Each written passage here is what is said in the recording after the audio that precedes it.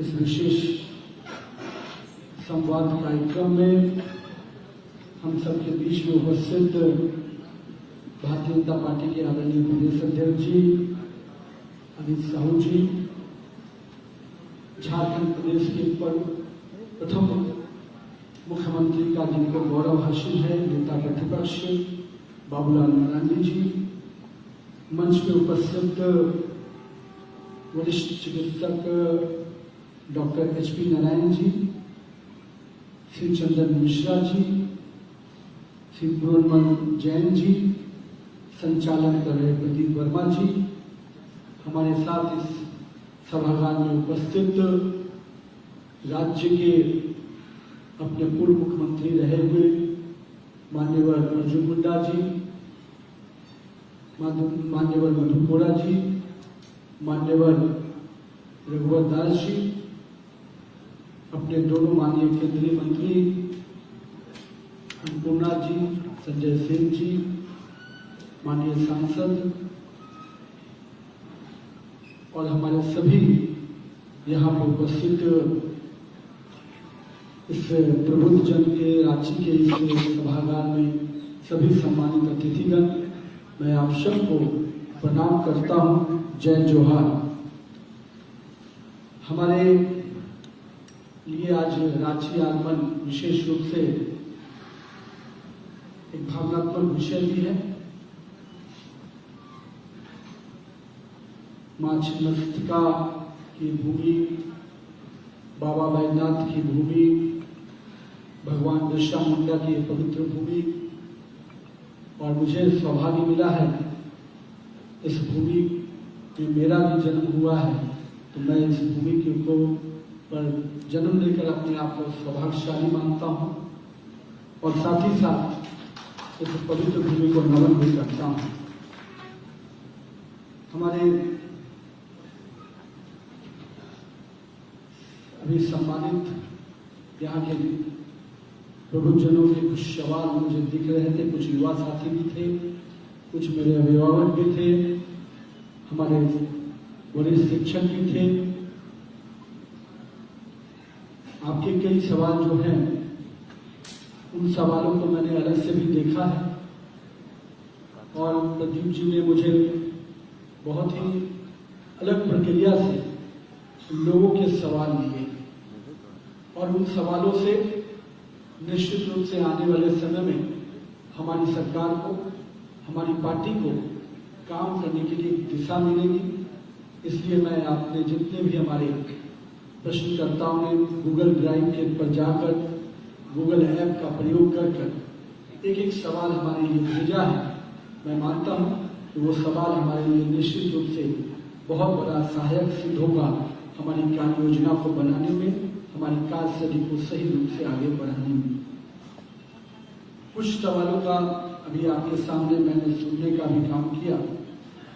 किसानों के विषय को आपने उठाया है। मैं मानता हूं इस देश की मिट्टी में निश्चित रूप से सबसे बड़ा योगदान किसी का है तो अपने किसान भाइयों का है। और कहते हैं कि किसान खुश है, अन्नदाता खुश है, तो निश्चित रूप से घर में संपत्ति भी है, सम्पत्ति भी है।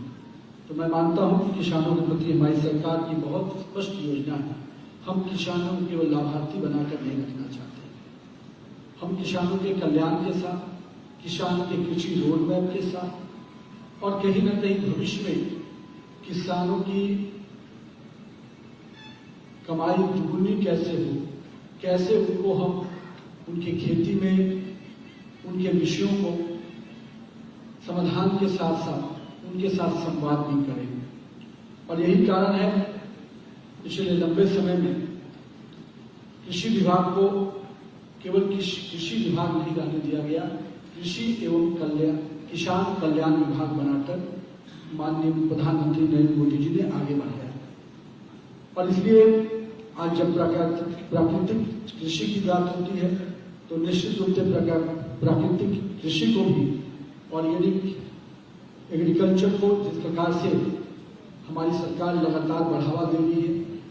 हमारे किसानों के साथ संवाद हो रहे हैं, कैसे अपने ऑर्गेनिक खेती के नए मापदंडों को सीखे। हर जिला स्तर पर किसानों के साथ संवाद के कार्यक्रम रखे जा रहे हैं और अभी भी हमारे माननीय मंत्री कृषि शिवराज सिंह चौहान जी का एक बैठक में मैं भी शामिल था। हर जिले में ऑर्गेनिक खेती को बढ़ावा देने के लिए कैसे इंसेंटिव दिया जाए। अभी मूल्य की बात हुई कि कैसे ऑर्गेनिक जो फसल है उससे कई बार पौष्टिक का असर होता है, उसको कैसे एडजस्ट किया जाए। निश्चित रूप से इस दिशा में हमारी सरकार बहुत ही सेंसिटिव होकर आगे बढ़ रही है और हम मानते हैं कि ऑर्गेनिक खेती बढ़ेगा तो हमारे देश के लोगों का स्वास्थ्य भी बेहतर होगा और कहीं ना कहीं हमारी भूमि जो कहीं ना कहीं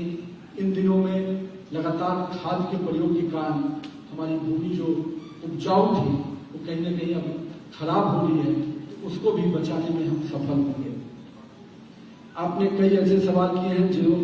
मैं मानता हूं कि मैं उन सवालों का पूरा एक समेकित रूप से जवाब दूंगा तो आपको सभी लोगों का उसमें विषय आएगा। आयुष्मान योजना से लेकर आपने चर्चा की, आपने कौशल विकास में कैसे विकसित भारत की कल्पना पे आपने सवाल किया, AI सेमीकंडक्टर और कैसे सोलर एनर्जी को हम आगे बढ़ा सकते हैं, डिजिटल इंडिया किस प्रकार से केवल एक डिजिटल इंडिया ही नहीं महिलाओं के सशक्तिकरण पे क्या काम हो सकता है, एक संवेदनशीलता के साथ महिलाओं को किस प्रकार से हम आगे लेके आ रहे हैं, झारखंड कैसे विकास का द्वार बने और प्रधानमंत्री जी की जो भावना है कि हम जब तक पूर्व का विकास नहीं करेंगे, ईस्ट की जो शुरुआत में सुनने को मिला जो किस प्रकार से सत्य सनातन मूल्यों के साथ भारत की आध्यात्मिक शक्ति बढ़ सकती है, कहीं न कहीं ये सारे सवाल आज के लिए बहुत ही प्रासंगिक है और मैं इन सवालों की दृष्टि से जो अपने पूरे संबोधन में मैं बात रखूंगा, मुझे लगता है कि उसमें आप सबके सवाल और जो कुछ और सवाल जो आपने लिखित रूप से मुझे भेजे हैं उसको भी मैं संबोधित करने में सफल रहूंगा। सबसे पहले इस भूमि के बारे में हम सबको जानते हैं कि झारखंड राज्य की कल्पना और इसकी स्थापना कालखंड से ही एक ध्येय था कि इस राज्य के विकास को एक नया आयाम देना है और माननीय हमारे श्रद्धेय अटल बिहारी वाजपेयी जी ने जब झारखंड राज्य को स्थापना की तो कहीं ना कहीं हम सब चाहते थे कि झारखंड विकास के पैमाने पे, झारखंड अपनी विरासत को और झारखंड अपनी संस्कृति को निश्चित रूप से उसी प्रकार से आगे बढ़ाए जैसे इस राज्य की मिट्टी में, इस राज्य के जंगल और जल दोनों में जो इसका स्वभाव है उस स्वभाव से झारखंड का विकास हो। इस पवित्र भूमि को जहाँ भगवान बिरसा मुंडा, वीर शहीद सिद्धू कान्हू जी, फूलो मानू जी, बाबा तिलक मांझी जी सहित कई वीर शहीदों ने, वीर सपूतों ने अपने पूरे जीवन को लगा के इस राज्य के निर्माण में, राज्य के विरासत को आगे बढ़ाने में हमेशा काम किया। मैं मानता हूं कि माननीय प्रधानमंत्री श्री नरेंद्र मोदी जी के विकसित भारत की कल्पना की जब हम बात करते हैं तो पिछले 12 वर्षों में नरेंद्र मोदी के कार्यकाल को अगर हम देखते हैं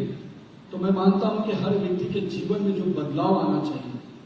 माननीय प्रधानमंत्री जी ने जब कहा था कि हम अच्छे दिन लेके आएंगे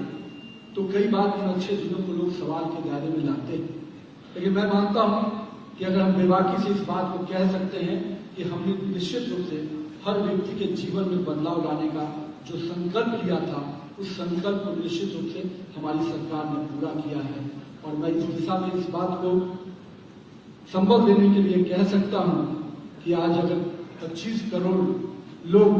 गरीबी रेखा से अगर बाहर आए हैं तो निश्चित रूप से जो संकल्प हमने लिया था उस संकल्प को हमने सिद्धि करके दिखाया है। आज 80 करोड़ से अधिक प्रधानमंत्री अन्न योजना के माध्यम से 80 करोड़ परिवारों को अगर 5 किलो अनाज हम घर घर तक पहुंचाते हैं तो हम निश्चित रूप से इस बात की चिंता करते हैं कि मेरा कोई गरीब परिवार कहीं भूखा न सोए, कहीं कोई गरीब परिवार आगे बढ़ने के लिए कोई खादान के रूप में उसको कोई दिक्कत ना आए। आज आयुष्मान की चर्चा हुई, हमारे लोगों ने हमारी चर्चा में भाग लेते हुए कहा कि आयुष्मान भारत निश्चित रूप से एक कवच है। हम लोगों ने वो भी दिन देखा है कि जब हमारे गरीब परिवार के लोगों को इलाज के लिए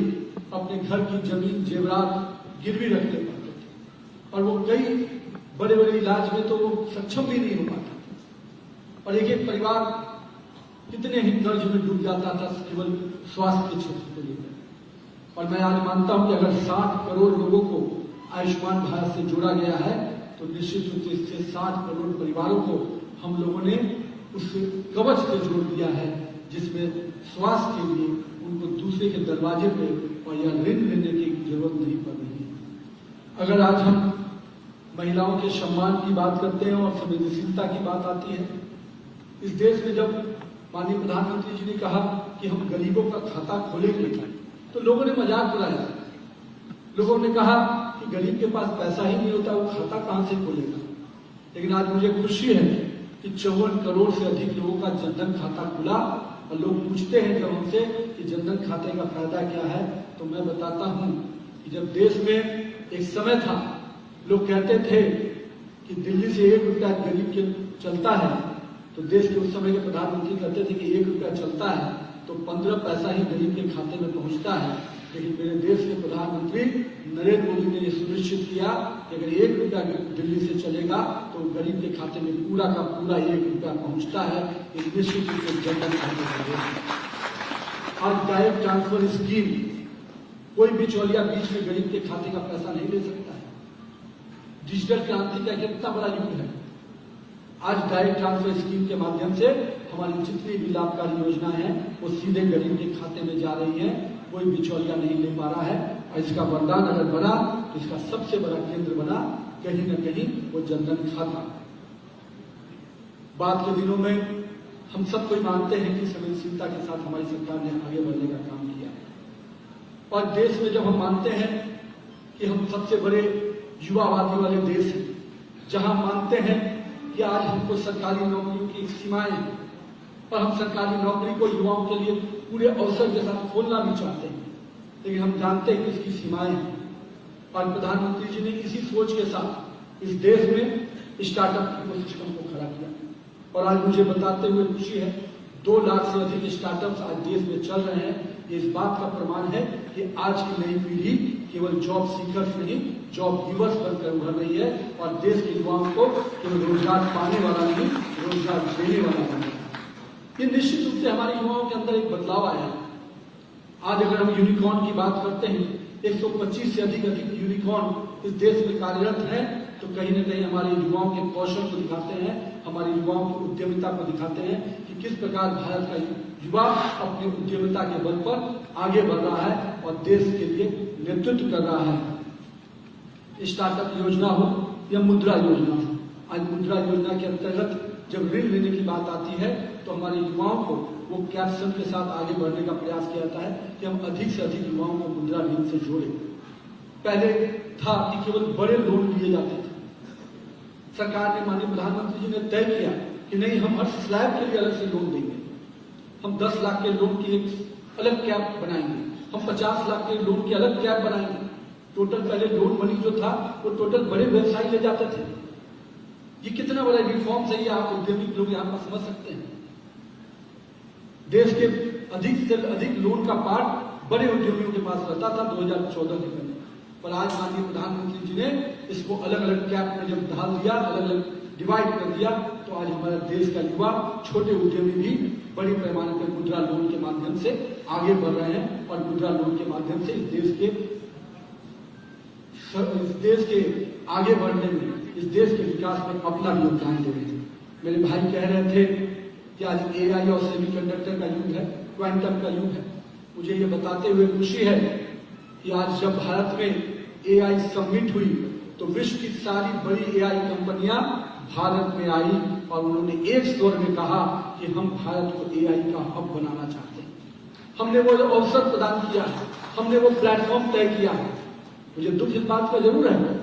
कि लोगों ने उसको भी राजनीतिक रोटी सेकने का काम किया। जब देश के विश्व के 25 से 30 से बड़े राष्ट्राध्यक्ष आए,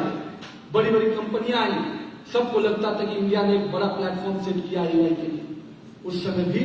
कुछ लोगों ने राजनीतिक प्रतिस्पर्धा के चक्कर में उसको गलत संदेश देने का प्रयास किया। और इस देश की लोकतंत्र की ताकत इतनी बड़ी है और लोकतंत्र इतना मजबूत है कि इसका संदेश इन छोटे छोटे विरोधों से नहीं तय होता है। और यही मैं मानता हूं कि एआई समिट का जो सफल हुआ, उससे आने वाले समय में एआई के लिए आज मुझे मालूम हुआ कि किस प्रकार से अभी आंध्रा के माननीय मुख्यमंत्री चंद्रबाबू नायडू जी से मेरी जब चर्चा हो रही थी, महाराष्ट्र के मुख्यमंत्री से मेरी चर्चा हो रही थी, अभी आसाम के मुख्यमंत्री जी से मैं जब चुनाव के दौरान गया था, सब लोगों ने सेमीकंडक्टर की कंपनी, जो मोबाइल की बड़ी कंपनी, एक समय मोबाइल मैन्युफैक्चरिंग में हम 12वें और 14वें स्थान पर थे। आज विश्व में भारत दूसरे स्थान पर है मैन्युफैक्चरिंग में मोबाइल के काम। और ये भारत के अंदर हो रहा है। तो कहीं ना कहीं मेक इंडिया को भारत के प्रधानमंत्री ने सबसे आगे रखा। और यही कारण है कि पिछले जब बजट हमारा आया तो हम लोगों ने मैन्युफैक्चरिंग सेक्टर को अलग से इंसेंटिव देकर, करीब 20,000 करोड़ का इंसेंटिव देकर राज्य को भी संबल देती है और कहीं न कहीं पूरे देश के विकास में योगदान देती है। आज अधिक से 10 करोड़ से अधिक ग्रामीण परिवार ऐसे जुड़े हैं जो स्वयं सहायता समूह से जुड़े हैं, जहां पर छोटे छोटे उद्योग के माध्यम से, छोटे छोटे कुटीर उद्योग के माध्यम से महिलाएं आगे बढ़कर काम कर रही हैं और अपने घर को भी बढ़ा रही हैं, घर में बच्चों को शिक्षा भी दे रही हैं और कहीं न कहीं अपने परिवार के आय को भी बढ़ा रही हैं। मैं मानता हूं कि इस दिशा में माननीय प्रधानमंत्री जी ने जब नारी शक्ति वंदन अधिनियम की बात की और जब इस देश में पंचायती राज व्यवस्था में महिलाओं को अधिकार मिला, तो हमने देखा किस प्रकार से महिलाओं ने पंचायती राज और नगर निकाय में अपने प्रतिनिधित्व को आगे सशक्त रूप से किया और उसका परिणाम भी मिला कि उनकी भागीदारी से आज कह सकते हैं कि पंचायत राज व्यवस्था को मजबूत करने में बहुत बड़ा योगदान दिया। लेकिन हम मानते हैं कि नारी शक्ति अधिनियम भले ही हमारे लिए सफल अभी नहीं हुआ है, लेकिन हमारा संकल्प है कि हम इस देश को की आधी आबादी को उसका पूरा सम्मान देंगे और 33% जो आरक्षण का हमने संकल्प लिया है, आने वाले समय में इस संकल्प को जरूर हम पूरा करेंगे। जब बात आती है बुनियादी ढांचों के परिवर्तन की, हमारे बुनियादी सुविधाओं की, तो मैं इस बात को जरूर कहता हूं कि आज 12 करोड़ से अधिक शौचालय बने। तो मेरे अभी हमारे साथी पूछ रहे थे कि महिलाओं के विकास में संवेदनशीलता कितनी थी। मैं मानता हूं कि इससे बड़ी संवेदनशीलता कुछ हो ही नहीं सकती। 12 करोड़ अगर शौचालय बनते हैं तो सबसे अधिक महिलाओं का सम्मान होता है। जिस प्रकार से आजादी के 60-65 साल बाद भी इस विषय पर किसी ने ध्यान नहीं दिया। देश के प्रधानमंत्री के प्रति संवेदनशीलता देखिए, उन्होंने इस छोटे से विषय को एक बड़ा विषय बनाया, एक जुनून बनाया, एक संकल्प बनाया और आज 12 करोड़ शौचालय कहीं न कहीं स्पष्ट संकेत देता है कि महिलाओं के प्रति भारत के प्रधानमंत्री और देश की सरकार की क्या सोच है। हम मानते हैं कि अगर महिलाओं का सम्मान हम नहीं कर पाएंगे तो हम उनके अधिकार को भी दिलाने में सक्षम नहीं हो पाएंगे। तो हम मानते हैं कि महिलाओं का सम्मान, उनका अधिकार और फिर उनको स्वाभिमान के साथ आगे बढ़ाने का संकल्प हमारा है और हम इस दिशा में लगातार आगे बढ़ रहे हैं। गरीबों के लिए 4 करोड़ प्रधानमंत्री आवास अगर बने तो लोग पूछते हैं कि गरीबों को कैसे गरीबी रेखा से आप बाहर लाए। तो 4 करोड़ गरीबों का अगर आवास बनता है पिछले 12 साल में, तो आप सोच सकते हैं एक व्यक्ति जिसके घर पर छत नहीं हो, फूस और झोपड़ी के छत में रहता हो और बरसात के दिनों में कैसे जिंदगी जीता हो, आज अगर उसके घर के माथे पे पक्की छत है तो उसको कितना उसका आत्मविश्वास बढ़ता है। एक बात को